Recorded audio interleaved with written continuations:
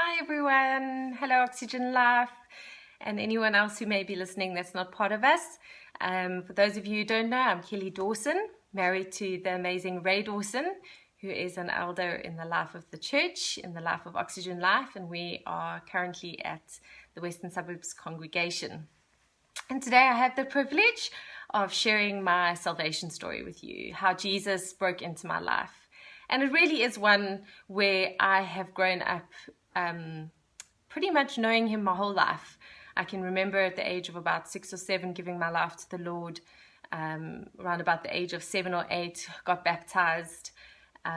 Also around that time, I can remember my mom praying with me for the gift of tongues. So really had an awareness, a true understanding of who Jesus was in my life and just who he is and how much he loved me. And just always, if I look back on my life, like especially as a little girl, even though I was a very insecure little girl, I think in my heart, just always knowing that Jesus was there for me. And so we'd often talk to him, would often, just include him in my day. And the reason why I have the privilege of saying that I've known Jesus my whole life was really because of my parents, who brought us up in the ways of the Lord and were and still are spirit-filled Christians today who love the Lord, who have devoted themselves to him, and who have served the church in many ways. And that's the legacy I have the privilege of walking in, which is amazing. And really believe that I'm walking in the legacy that my parents laid out for us, and just so blessed by that. And so so thankful to my parents for teaching me from a young age who Jesus was. And I mean, my family has been involved in church. My parents have been in church leadership over the years in the different churches that the Lord's led us to. We've been involved in church functions as families, cleaning up, setting up, catering as a family. And so really just been in the background of church for a long time, and in the forefront of church in leadership as well. And growing up as well, one of my fondest memories, and maybe when I was growing up didn't think it was such a fun thing, but looking back now I can truly say it's a fond memory of just, we had a couch in our house that would often have someone sleeping on it, from a stranger my parents had met and felt compelled and compassion for, to the newspaper seller on this corner of our street, his name was Patrick, to family friends who just needed a safe space and a place to rest. And there was probably a lot more going on in the background that I wasn't aware of being a child. But just remember that safety and that security that our home brought for people. And I've always wanted to have that for my own family and for my own home. And I'm proud to say, well, not proud, but happy to say, like, our home, I think, has been that for some people, which is amazing. And I've always wanted that couch, that people would come and feel safe in. So I'm really thankful to the Lord just for the deposits that my parents made in my life. And one of the big deposits that they made in my life was really something that I want to share about, where I really encountered the Lord's grace and forgiveness and mercy and love, and actually came through my parents as well, through a very vulnerable moment in my life.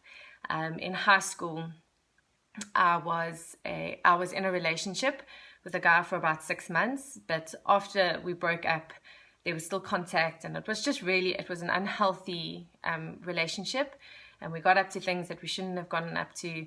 And was just I was so overcome with guilt and shame for what I had done and allowed myself to do. And it was totally almost out of character for the person that I was and for who I knew I truly was. But for insecurities and comparing myself to others, got myself in a bit of a pickle. And after we had ended our relationship, I was really just struggling with the shame and the guilt. And just couldn't shake it, and wasn't really in any accountable relationships or friendships with anyone. So it was also something that was really secret. No one knew what was happening in my heart. No one knew what was going on around me. And then one night I was lying on my bed and I felt the Lord just meet me there, and I was crying out to him, and I was just saying, God, I just want this thing to go. I just want to stop feeling like this. I know you've forgiven me, but I'm struggling so much. And in a moment, he said to me, I want you to go and talk to your parents. I want you to go and confess to them what's happened. And as parents, I'm sure that was probably one of the maybe one of the hardest things that they've had to hear their child confess about.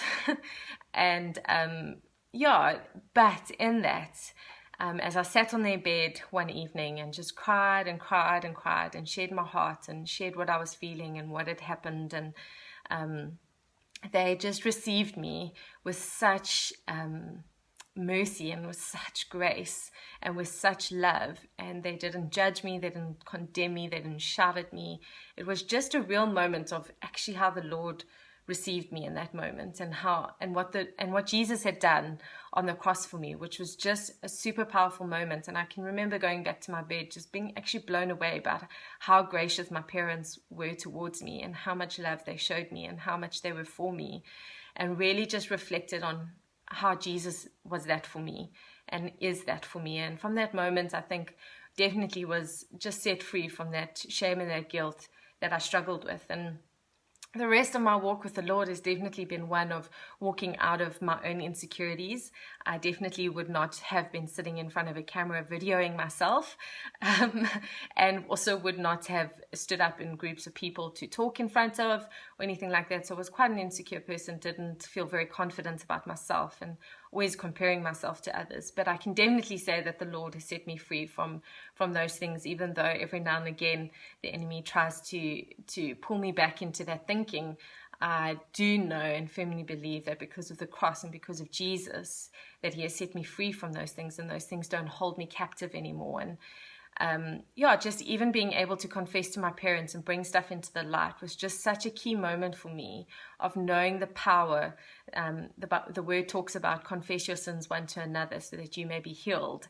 And it was definitely such a key moment for me of the importance of just accountability, walking in the light with each other, and the power of Jesus's cross and the forgiveness that it brings and the grace that he offers towards us and how he receives us in those moments. And yeah, my life has been full of Jesus. I've been so blessed by him, and there have been many, many hard things to walk through.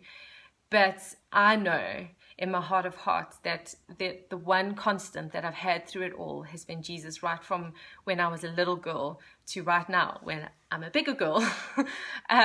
Yeah, just he has been a constant, and something that he's worked in my heart is that he is good. He is so, so good. He is always, always good, and he is incredibly faithful and incredibly trustworthy, and his kindness leads us to repentance, which brings life and to the fullest, you know. And yeah, it's something that I am so grateful to my parents for bringing me up in these ways in the Lord. And yeah, just pray that I can walk in that for my children as well. And I can even remember one day my mom and I were driving down past the airport, and she said to me, Kelly, if I had to die right now, and I think I was still in high school, she said, if I had to die right now, what would be the thing that you're most thankful to about me, or how have I impacted your life? Or I couldn't remember how she exactly worded it, but I didn't even have to think, and I just said, Mom, it's been your relationship with the Lord, how your quiet times have impacted me, the times that you spend with the Lord, your relationship with the Lord has really impacted me. And I remember her saying, well, I can die a happy lady because my job is done, you know. And that's something that I really hope to leave my children. And there's actually a song, and one of the verses says, let my children tell their children, let this be their memory, that all my treasure was in heaven and you were everything to me. And he really is everything to me, and he is my best friend. And if you do not know him, man, he is worth getting to know. He's worth surrendering your life to.